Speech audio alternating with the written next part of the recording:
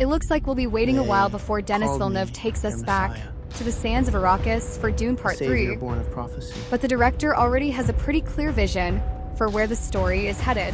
After splitting Frank Herbert's 1965 novel Dune into 2 acclaimed movies, Villeneuve has his sights set on adapting Herbert's 1969 sequel, Dune Messiah. At a recent panel, he even gave fans a little taste of what that next chapter might look like. Enough for us to start guessing where Paul Atreides' journey will go next. Last month, Villeneuve joined producers Mary Parent and Tanya LaPointe for Deadline's Contenders London event.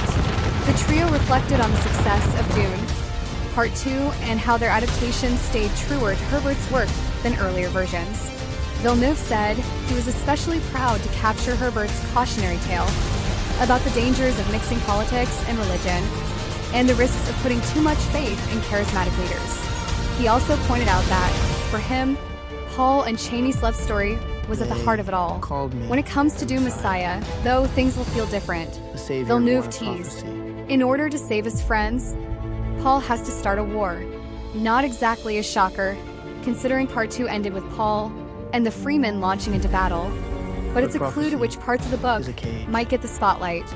Fans who've read it will know much of the conflict in Messiah actually happens off-page, while the real drama unfolds in political schemes, power struggles, and cultural shifts. What happens in Dune Messiah? The novel jumps ahead 12 years. Paul is now emperor of almost the entire known universe, but victory has come at a terrible cost. The Freeman jihad he unleashed has claimed 61 billion lives. And yet, Paul's visions tell him this path was still better than the alternatives. Paul is married to Princess Irulan, a purely political match, but he refuses to father children with her. Furious and under orders from the Bene Gesserit, Irulan secretly slips contraceptives into Chani's food, so Paul can't have heirs at all. Meanwhile, the Bene Gesserit, the Spacing Guild, and a mysterious people called the Tleilaxid join forces to topple him. Their plan?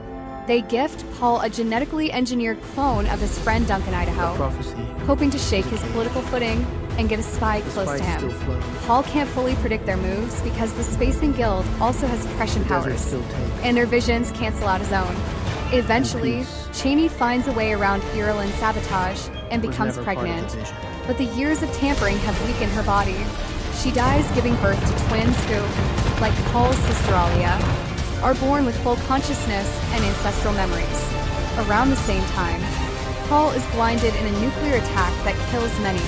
Broken and weary, he walks into the desert alone, leaving the Empire to his sister and his children, along with the unbearable burden of seeing the future. What could Villeneuve change? In the film so far, Paul and Chani's relationship ended on a rocky note. So Part 3 will need to show how they find their way back to each other. Villeneuve may also skip or streamline the Tleilaxu, since they haven't been introduced yet in the movie universe. We can definitely expect the big action beats, the Holy War, the assassination attempt, and the terrorist strike. But Villeneuve has hinted he wants this film to stand apart from the first 2 in tone and style. He told Vanity Fair, "If I do a third one, which is in the writing process, it's not like a trilogy, it's to do something that feels different and has its own identity." So, Dune. Part 3 is officially in development, but no filming date or release window has been announced yet. Until then, Dune and Dune Part 2 are streaming on Max. And if you can't wait to find out what happens next, Dune Messiah is ready to read in print, ebook, or audiobook.